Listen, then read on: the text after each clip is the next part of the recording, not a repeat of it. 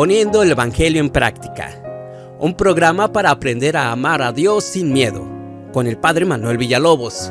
Esta homilía llega a ustedes gracias a los misioneros claretianos de la provincia de los Estados Unidos y Canadá. Iniciamos. Muy buenos días, hermanos y hermanas que fielmente están con nosotros, acompañándonos, tratando de reflexionar, discernir acerca de la palabra de Dios. Hoy es un evangelio maravilloso, todo lleno de imágenes.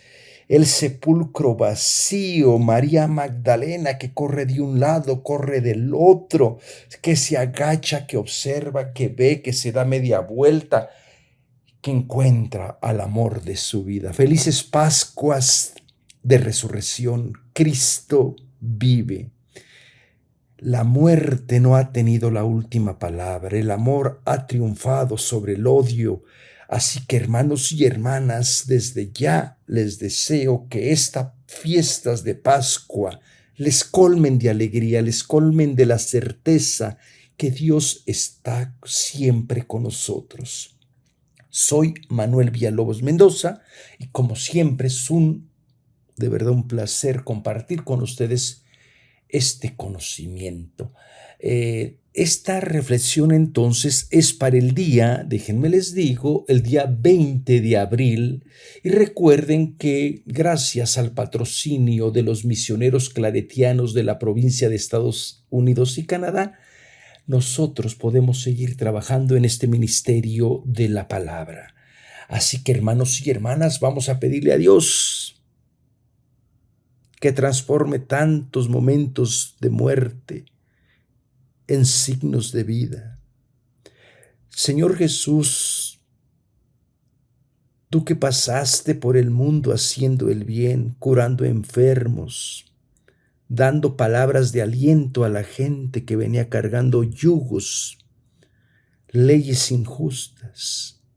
Te pedimos por todas las personas que están pasando situaciones difíciles, que todavía no se han dado cuenta que el sepulcro está abierto, que hay vida, que hay alegría, que comienza una nueva relación en tu resurrección.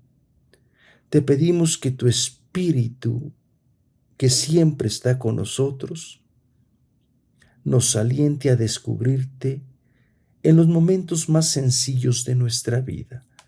Te pedimos por toda la gente que no tiene trabajo, por la gente que es deportada, por la gente que vive con miedo, por la gente desaparecida, por la gente que llora la pérdida de un ser querido, por las personas que están en los hospitales y por todas las personas que nos hacen el favor de escucharnos domingo tras domingo. Te pedimos que les cuides, que les bendigas y que tu presencia resucitada les haga sentir siempre tu amor. Miren, la liturgia termina lamentablemente, corta la historia de María Magdalena por el verso 9, y yo creo que esto no es hacerle justicia al texto bíblico, ¿verdad? Que es un todo. Todo el capítulo 20 se puede dividir en tres partes. Hoy escuchamos la primera parte del versículo 1 al 9, pero voy a seguirles, de lo contrario no vamos a dejar como una historia inconclusa. Entonces sería Juan capítulo 20, versículo 1 hasta el 18. En la liturgia que ustedes van a escuchar, solamente escucharán hasta el 9. Pero yo creo que va a tener más sentido si seguimos con esta narración completa. El primer día de la semana va María Magdalena de madrugada al sepulcro, cuando todavía estaba oscuro, y ve la piedra quitada del sepulcro. Echa a correr y llega donde Simón Pedro y donde el otro discípulo a quien Jesús quería y les dice: se han llevado del sepulcro al Señor y no sabemos dónde le han puesto. Salieron Pedro y el otro discípulo y se encaminaron al sepulcro. Corrían los dos juntos, pero el otro discípulo corrió por delante más rápido que Pedro. Llegó primero al sepulcro. Se inclinó y vio las vendas en el suelo, pero no entró. Llegó también Simón Pedro siguiéndole, entra en el sepulcro y ve las vendas en el suelo y el sudario que cubrió su cabeza, no junto a las vendas, sino plegado en un lugar aparte. Entonces entró también el otro discípulo, el que había llegado el primero al sepulcro, vio y creyó, pues hasta entonces no habían comprendido que según las Escrituras Jesús debía resucitar de entre los muertos. Los discípulos entonces volvieron a casa. Estaba María junto al sepulcro fuera llorando, y mientras lloraba se inclinó hacia el sepulcro y ve a dos ángeles de blanco sentados donde había estado el cuerpo de Jesús, uno a la cabecera y otro a los pies. Le dijeron ellos: Mujer, ¿por qué lloras? Ella les respondió: Porque se han llevado a mi Señor y no sé dónde le han puesto. Dicho esto, se volvió y vio a Jesús de pie, pero no sabía que era Jesús. Le dijo Jesús: Mujer, ¿por qué lloras? ¿A quién buscas? Ella, pensando que era el encargado del huerto, le dijo: Señor, si tú te lo has llevado, dime dónde lo has puesto, y yo me lo llevaré. Jesús le dijo: María. Ella se vuelve y le dice en hebreo Rabuni, que quiere decir maestro. Le dice Jesús: No me toques, que todavía no he subido al Padre, pero vete donde mis hermanos y dile: Subo a mi Padre y al Padre de ustedes, a mi Dios y al Dios de ustedes. Fue María Magdalena y dijo a los discípulos que había visto al Señor y que había dicho estas palabras. Palabra de Dios. Dejamos un momentito para que la palabra de Dios se anide en nuestro corazón. Las personas que me han estado siguiendo ya por algún tiempo, seguramente, bueno, no me culpen a mí, ¿verdad? Porque la liturgia tiene estos ciclos de los evangelios donde los va repitiendo cada 3 años con la intención de que la gente que participa en la Eucaristía tenga una visión general, por lo menos escuche la palabra de Dios completa, ¿verdad? En el periodo de 3 años. Bueno, los que me han estado siguiendo, les he estado comentando que el Evangelio de Juan presenta muy bien a las mujeres. Hace un par de semanas lo tuvimos viendo como la historia de la mujer pecadora entre comillas, ¿verdad? De acuerdo a los fariseos, no pertenecía al Evangelio de Juan y que probablemente había una lucha de poder porque las mujeres en el Evangelio de Juan juegan un papel importante. Entonces, y tendríamos que hablar un poquito de María Magdalena. Tenemos muchísimos videos acerca de María Magdalena y el profesor Casas, la última clase del curso que dio para la Cuaresma, precisamente hace un par de semanas, tocó el tema de María Magdalena. Entonces, ¿cuál es la intención nuestra? De recuperar historias, memorias, palabras que lamentablemente se han perdido. Y es necesario que todas las palabras se escuchen. Cuando hay una palabra que quede en silencio, esa palabra, al igual que el cuerpo que debería haber pronunciado esa palabra, se apagan, no existen. La palabra, decía Plinio el joven, es lo que nos distingue de los animales. Por eso hay que decir nuestra palabra, nuestra memoria, y recuperar estas historias del cristianismo ha sido una lucha que se está dando todavía hasta el día de hoy, para decir cómo, en qué momento nos perdimos de la experiencia de María Magdalena. ¿En qué momento la condenamos? ¿En qué momento la llenamos de pecados? ¿En qué momento le pusimos los 7 demonios? ¿En qué momento la confundimos con la mujer que fue sorprendida en el adulterio? ¿O con la pecadora o con la penitente? Cuando no hay ninguna evidencia en los evangelios. Yo les dije la otra vez que María Magdalena muy probablemente representaba una comunidad donde había un liderazgo propio de las mujeres y parece ser que en esa comunidad María Magdalena era su líder.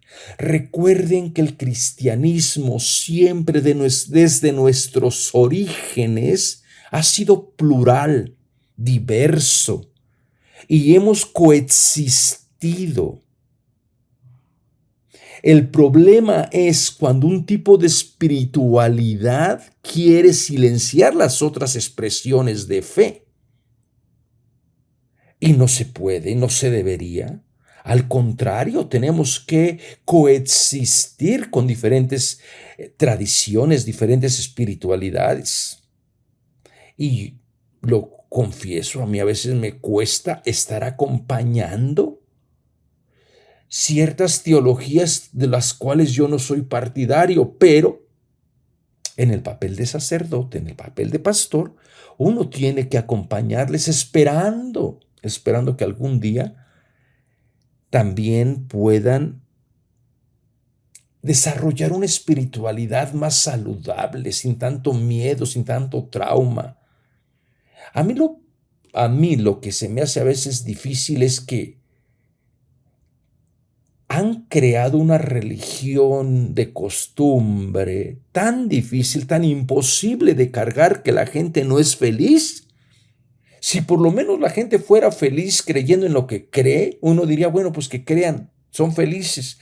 Pero uno los observa, los ve y les dice, bueno, pero usted está siguiendo esta espiritualidad que no tiene ningún fundamento bíblico ni de la tradición y que muchas veces no es ni lo que la iglesia enseña. Y, sin embargo, ahí están. Entonces, históricamente, María Magdalena entonces probablemente tenía un movimiento asociado muy seguramente al Evangelio de Juan, a la espiritualidad de Juan. ¿Se acuerdan que por allí incluso hay hipótesis que detrás del Evangelio de Juan pudo haber estado la figura de María Magdalena, como la eterna enamorada?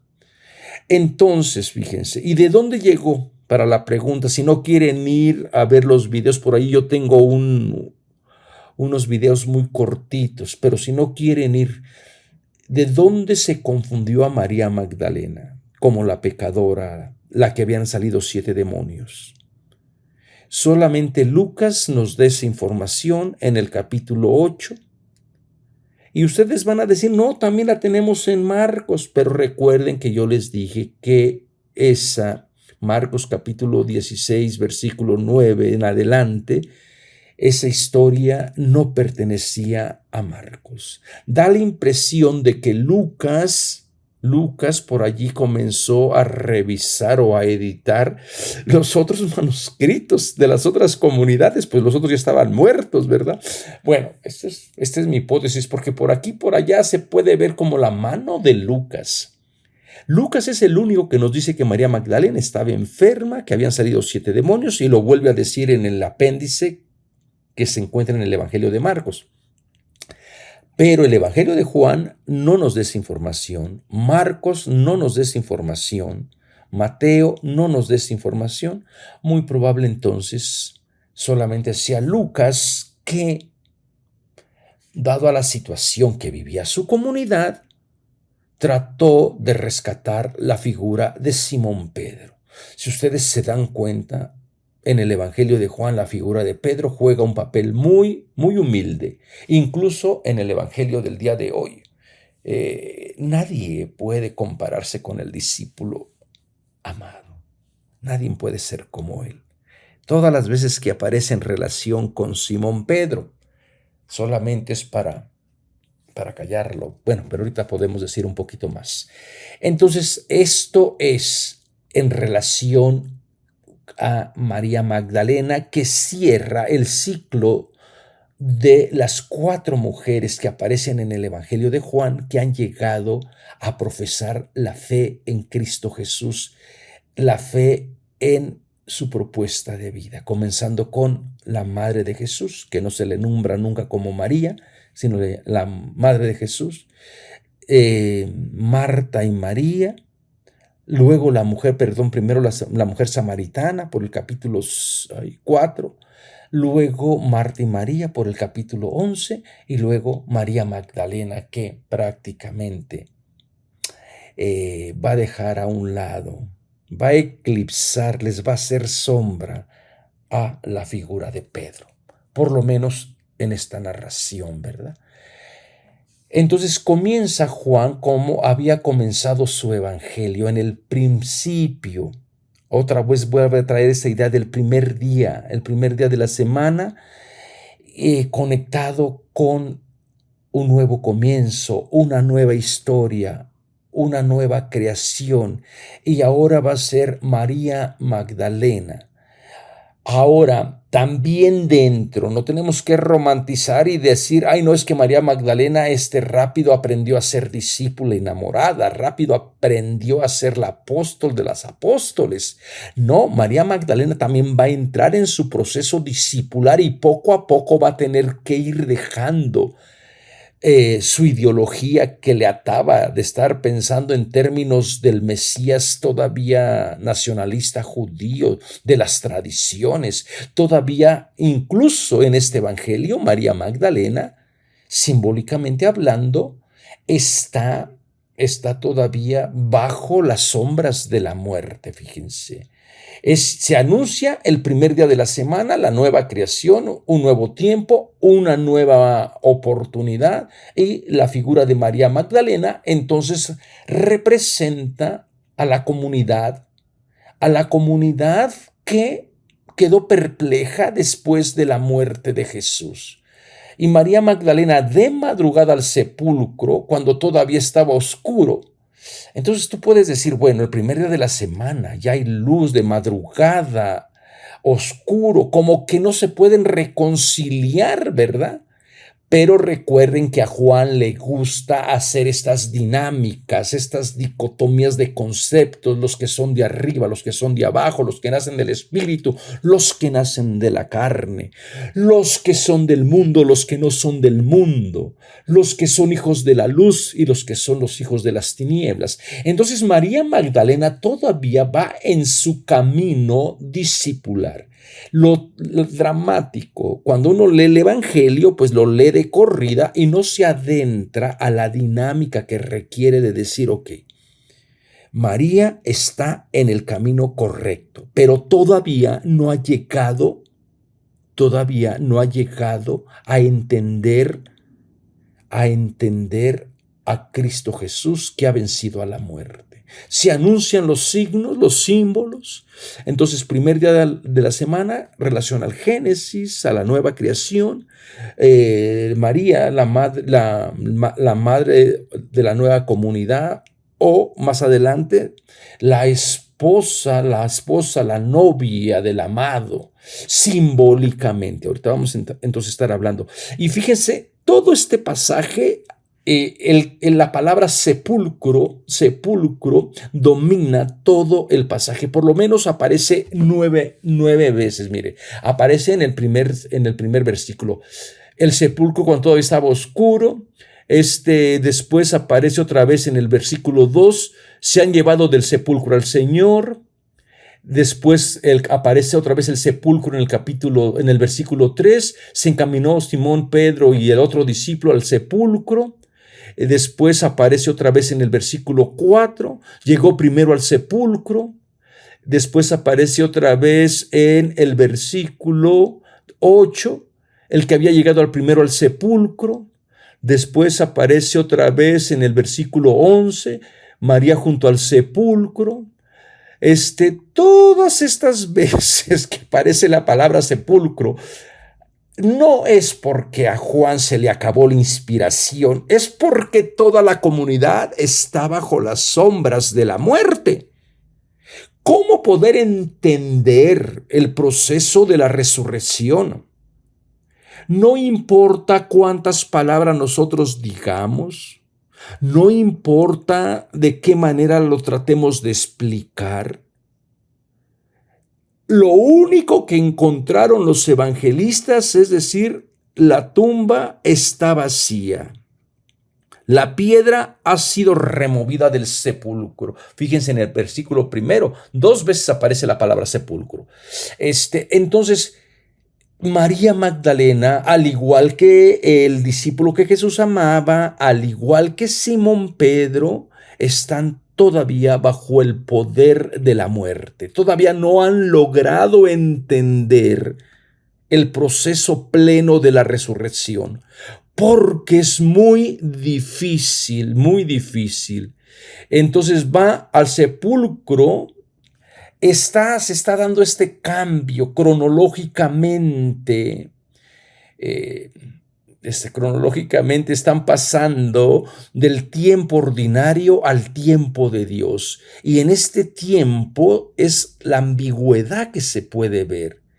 Y ve la piedra quitada del sepulcro, fíjense. Ve la piedra. ¿Y quién quitó la piedra? La piedra es un símbolo que se ha usado en las escrituras hebreas, que a veces va a servir como fundamento de todo lo que existe. La piedra va a ser también como el símbolo de la manifestación de Dios. La piedra también va a ser símbolo de la vida cuando brota el agua de la piedra, de la roca. Incluso la piedra que caminó por ahí en el desierto, hay unas tradiciones, ¿verdad? Entonces la piedra está cimentada o está siempre casi asociada con el poder de Dios o con Dios mismo. Y además aquí la oración está en el divino pasivo. La piedra ha sido quitada del sepulcro. El sujeto es quién quitó la piedra, quién removió la piedra, cómo resucitó Jesús con el poder de Dios. Y así simple, sencillo, se describe desde el principio, pero a la comunidad le cuesta entender esto, porque es muy difícil entender, porque ellos dejaron un cadáver. Y María todavía va al sepulcro porque empieza a encontrar un cadáver, aunque no diga que lleva aquí las aromas como en los sinópticos, ¿verdad? Que va a haber perfume, las aromas, los lienzos. Aquí no. Aquí, pero el hecho de que va al sepulcro quiere decir que está madurando su fe, que está en el buen camino, pero que todavía no llega a entender, porque la piedra tiene un sentido más bien teológico. Entender que donde estaba la muerte, ahora reina la vida, eso no es fácil. Pero María Magdalena, que está en el camino discipular, vean todo lo que hace María Magdalena. Va de madrugada, la podían haber acusado de robatumbas. Sabemos que no va sola, porque más adelante van a salir las mujeres, va a salir unos otros y no sabemos dónde le han puesto, y no sabemos, dice el versículo 2. Si fuera singular diría no sé dónde lo han puesto. Entonces está la tradición de las mujeres, o también puede ser una mención a la comunidad que representa María Magdalena, que verdaderamente no saben cómo entender el proceso de la muerte de Jesús. Ni modo que ustedes me digan que ya entienden el proceso realmente, cómo resucitó Jesús. Uno puede hablar de metáforas, de imágenes, pero al final siempre nos quedamos cortos, ¿verdad? Entonces, comienza esta figura de Simón Pedro y del otro discípulo, a quien Jesús quería. Ya han aparecido en estas relaciones por lo menos 2 veces Simón Pedro y el otro discípulo, que, como ustedes saben, nunca se menciona la identidad. Por tradición se ha pensado que era Juan el evangelista, el discípulo que Jesús quería, por tradición, pero no hay ninguna base histórica sólida que sostenga esa teoría. Y por eso se proponen muchísimos personajes, ¿no? Desde Lázaro, desde Juan Marcos, desde Juan el evangelista, el apóstol, desde los Zebedeos, bueno, ahí están. Desde Tomás, ahí están todas las hipótesis de quién podría haber, desde que a lo mejor fue una figura literaria para decir todo mundo puede ser discípulo amado si hace lo que el discípulo realiza, las obras, la fe, la fidelidad. En el Evangelio de Juan, el discípulo amado siempre aparece en el lugar preciso, diciendo las palabras correctas, y siempre tiene la bendición de Jesús. Contrario a Pedro, pobre Pedro apenas habla y Jesús lo corrige. En el Evangelio de Juan, el discípulo que Jesús quiere brilla. Entonces han aparecido estos 2 personajes ya anteriormente. ¿Se acuerdan en el capítulo 13, en la última cena? Que el discípulo amado se recostó en el regazo de nuestro Señor y Pedro le dijo, pregúntale quién es el que va a traicionarlos. Después, en otra ocasión, el discípulo amado sirve de intérprete, fíjense, con Jesús. No es Simón Pedro, es el discípulo amado que tiene la cercanía. Después, cuando hay un intento de Simón Pedro de querer seguir a Jesús hacia el pretorio, la casa de donde lo van a juzgar, es gracias al discípulo amado que pueden entrar, porque conoce, y Pedro entra gracias a las influencias que tiene el discípulo amado. Y otra vez aquí aparece en relación con Simón Pedro, y pobre Simón Pedro pues lo deja también muy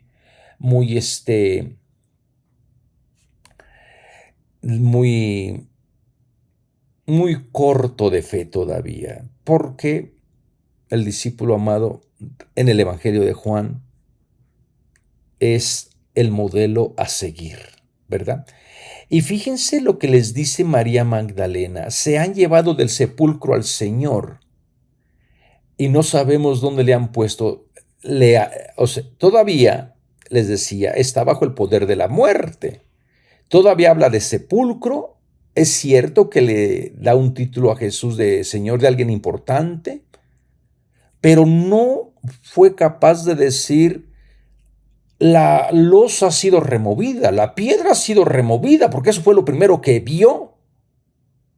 ¿Y qué intención tendría o cuál sería la diferencia si María Magdalena les hubiera dicho la losa ha sido removida? Pues que ya creyó que Dios resucitó a Jesús de entre los muertos, pero no, todavía está bajo este camino discipular donde es necesario seguir buscando, porque no saben dónde le han puesto. La comunidad no sabe dónde le han puesto. No saben qué hacer con un crucificado. Nadie sabe qué hacer con el crucificado. Salieron Pedro y el otro discípulo, eso también salieron inmediatamente. ¿Se acuerdan ustedes la historia de Marta y de María también en relación a Lázaro, a la muerte de Lázaro? Como que la historia de Lázaro es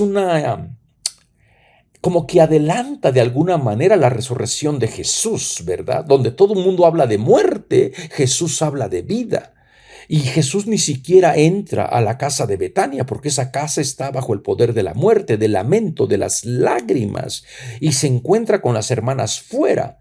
Y bueno, ya vienen los reclamos, y Jesús le saca la confesión a Marta de, sí, Señor, yo creo que tú eres el Cristo, el Hijo de Dios. Inmediatamente va a sacar de la casa del del llanto de la muerte a su hermana María. Salió María corriendo. Salieron también Pedro y el otro discípulo corriendo al sepulcro. Igual una escena muy parecida para decir toda la comunidad le está costando trabajo entender que en el crucificado está actuando el poder de Dios. Y bueno, aquí te ves, corrían los dos juntos, pero el otro discípulo corrió por delante más rápido que Pedro y llegó primero al sepulcro. Todos están igual en el sepulcro, bajo las sombras de muerte, corriendo en dirección discipular. La gente dice, bueno, es que corrió más rápido porque tenía mejor condición. Pedrito ya estaba más viejito. No, más bien aquí es en el sentido teológico, es más rápido que entienda o está preparando para que el discípulo crea sin tener que entrar al sepulcro. Solamente dice, se inclinó y vio las vendas en el suelo, pero no entró. Esto es lo que hace diferente a Pedro. Fíjense, llegó también Simón Pedro siguiéndole. Entra en el sepulcro y ve las vendas en el suelo. Pedro tiene que entrar hasta la muerte y ve lo que el discípulo, todas estas imágenes. Si tuviéramos la oportunidad de plasmarlo en una obra de teatro, ustedes ven a un cuerpo que es el del discípulo amado, que se inclina y que ve hacia la tumba y ve las vendas en el suelo, pero no entra porque lo está preparando el autor para decir, no hay necesidad de entrar a palpar, a ver. Les recomiendo que lean, que vean la última clase del profesor Casas, porque hace la distinción muy acertadamente acerca de los diferentes verbos en el griego para ver. Uno es con ver físicamente como todos vemos, pero hay otra mirada, ver con los ojos de la fe, ver con los ojos de la divinidad. Bueno, entonces llega Simón Pedro y ¡pum! Se llevó también, entró al sepulcro y casi que de seguida también se llevó al otro, ¿verdad? Y al sudario que cubrió su cabeza, no juntos a las vendas, sino plegado en un lugar aparte. Ya Pedro desde dentro puede ver más, necesita más, como podríamos ver también aquí el proceso de la muerte discipular. De la muerte física nadie se ha escapado. Y es solamente abrazando la muerte, porque probablemente muchas personas creían que no iban a morir. Y es simplemente entrando a la bóveda, al sepulcro, al vientre de la madre tierra, cuando se va a experimentar la vida. Es entrando la puerta de la muerte y de la vida está simbolizada con la piedra que ha sido quitada. Ahora es la vida que nace desde la muerte, ¿verdad? Así, con esas metáforas. Y entonces dice, entonces entró también el otro discípulo, el que había llegado primero. Entonces entró el otro discípulo, el que había llegado primero al sepulcro, vio y creyó. ¿Ven cómo lo fue preparando el autor? Esto no se dice de Simón Pedro. Pedro también vio. Y vio más cosas que el discípulo amado, pero no se dice que vio y creyó. Bueno, esto es para decirles que probablemente el Evangelio de Juan tuvo que sintonizar o tuvo que conversar, entrar en diálogo con la tradición petrina. De lo contrario, este Evangelio no hubiese sido aceptado como canónico, porque Pedro aquí quedaba en una situación no de líder, y no quedaba tampoco como muy bien parado, ¿verdad? En los otros evangelios, especialmente Mateo, Lucas, la figura de Pedro al final es legitimada. Pero si sabemos que el capítulo 21 de Juan fue un añadido, es un epílogo, y tiene toda esa tradición petrina, vamos a pescar, y luego viene ese diálogo bien importante petrino de Jesús con con Pedro. Simón, hijo de Juan, ¿me amas? ¿Se acuerdan? Entonces, esta comunidad tuvo que reconciliar la tradición petrina con la tradición del discípulo amado o de María Magdalena. Y a lo mejor históricamente convivieron, comenzaron a negociar para decir, bueno, a veces,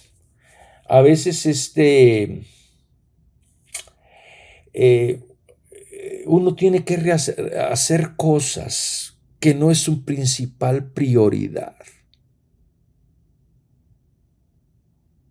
Nosotros, bueno, yo y otro hermano que nos dedicamos a la Biblia estamos en un proceso de transición, de cambio, y estamos todavía a estas alturas que estoy grabando esta homilía, de decir, nos movemos para acá, están estos pros, están estos contras, hay más cosas que nos dan vida, pero hay cosas que tenemos que aprender a negociar, a decir, uy, no, ¿cómo? De lo contrario, todos los proyectos, todas las cosas que uno puede hacer si no aprende a negociar. Yo creo que es como en todo trabajo, en toda relación. Hay cosas que a uno le gustan, hay otras cosas que no le gustan. Y uno tiene que aprender a decir, bueno, eso es parte del paquete.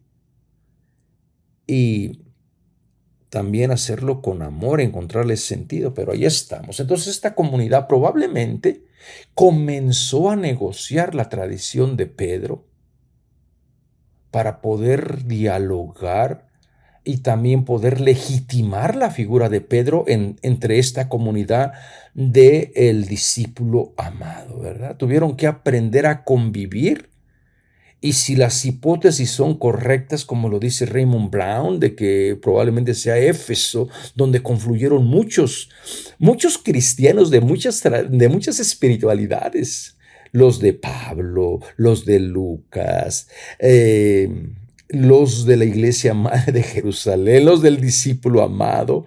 Entonces, a ver, ¿cómo? Todos somos seguidores de Cristo, pero cada quien a su estilo. Son como nuestros grupos parroquiales.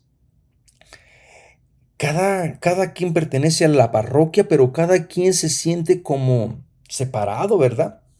Y qué difícil es integrarlos a veces. Bueno, entonces de aquí desaparece, vio y creyó.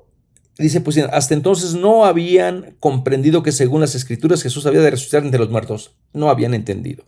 Y uno dice, bueno, si realmente vieron y creyeron, que solamente lo dice del discípulo amado, pero vamos a dar la duda, el privilegio de la duda, que también es Pedro, que también es toda la comunidad, pero ¿por qué se van entonces? ¿Por qué se regresan otra vez a la casa que está bajo el poder de la muerte?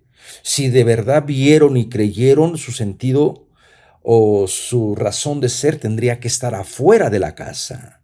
Pero parece ser que la casa sirve de protección. María Magdalena va, les anuncia que vio al Señor. No se dice si se quedó en la casa o se salió de ella, porque ella representa a la mujer del Cantar de los Cantares. Entonces, se desaparecen. Incluso fíjense que si lo ponemos casi como si fuera esta manera retórica que se usaba en la antigüedad de la forma quiástica, que era como en forma de sándwich. Primero comenzamos María Magdalena, en medio tenemos la figura de Pedro y el discípulo que Jesús amaba, y después otra vez la figura de María Magdalena. Entonces, como dirían, bueno, como que al autor le interesa representar la figura del discípulo amado. Pero si lo leemos desde la experiencia de decir, no, prácticamente sin esta perícopa, yo creo que hubiera fluido mejor. O sea, si solamente hubiera sido llegando el primer día de la semana, fíjense, el primer día de la semana va María Magdalena de madrugada al sepulcro cuando todavía estaba oscuro y ve la piedra quitada del sepulcro. Y luego si comenzáramos en el 11, estaba María junto al sepulcro fuera llorando y mientras lloraba se inclinó hacia el sepulcro. O sea, seguiría fluyendo la narración. Entonces, decir, bueno, al contrario, parece ser que esa como que le hace sombra a María Magdalena, pero bueno, otra vez vuelve a estar dentro de la perícopa la figura de María Magdalena. Ya se retiró el discípulo amado y Pedro, otra vez vuelve María Magdalena junto al sepulcro, que sabe que el amor nunca muere, llorando, pero todavía está bajo el poder de la muerte. Y mientras lloraba, se inclinó hacia el sepulcro. Y lo mismo que hizo el discípulo amado. No entró al sepulcro y mientras lloraba se inclinó hacia el sepulcro, lo mismo que hizo el discípulo amado. ¿Se acuerdan que llegó primero, se inclinó, ve las vendas? Pero María, en vez de ver las vendas, como que Dios la premia con cosas extraordinarias. Ve la presencia misma de la divinidad. Ve a dos ángeles de blanco sentados donde había estado el cuerpo de Jesús, uno a la cabecera y otro a los pies.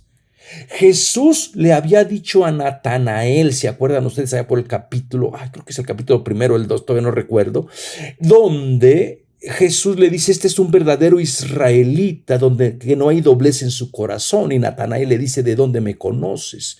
Yo te vi debajo de la higuera, porque Natanael todavía está atado, como está María, al judaísmo, a las bendiciones de la higuera, de ser el pueblo elegido.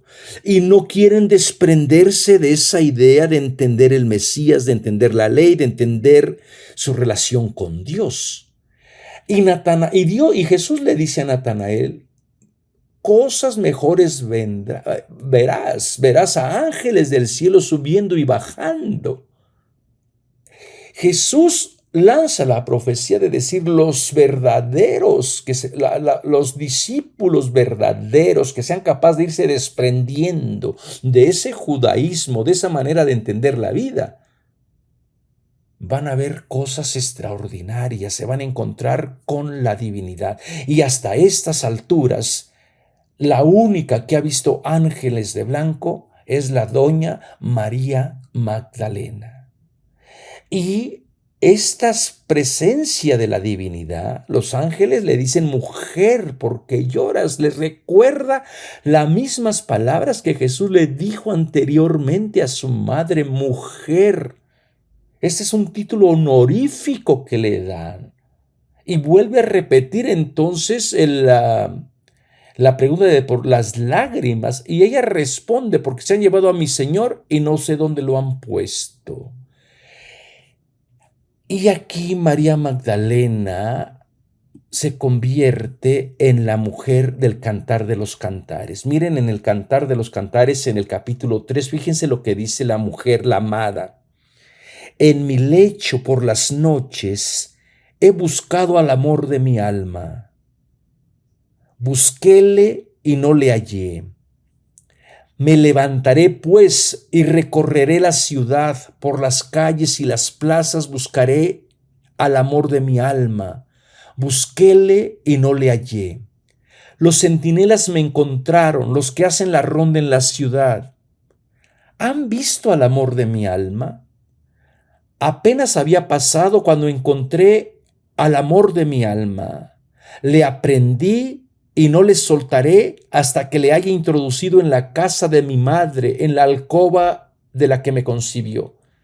Toda esta historia tan hermosa, tan bella del amado y de la amada para simbolizar al pueblo de Israel con la presencia de Dios, ahora Juan la retoma para la figura de María Magdalena. María, la mujer amada, la que sabe que el amor nunca muere, la que va, viene, la que busca al amor de su vida. Y la que entra otra vez al huerto. Fíjense, todo esto es un simbolismo que lamentablemente no tomamos en cuenta. Y bueno, le pregunta a mujer, ¿por qué lloras? Le dice, ¿por qué no se han llevado a mi Señor y no se lo han puesto? Dicho esto, se volvió y vio a Jesús de pie, pero no sabía que era Jesús. El sentido de volverse, María Magdalena estaba buscando en el lugar equivocado, estaba buscando entre la muerte al que está vivo. Es necesario cambiar la mirada, es necesario moverse de un lado para otro y ver con ojos de la fe.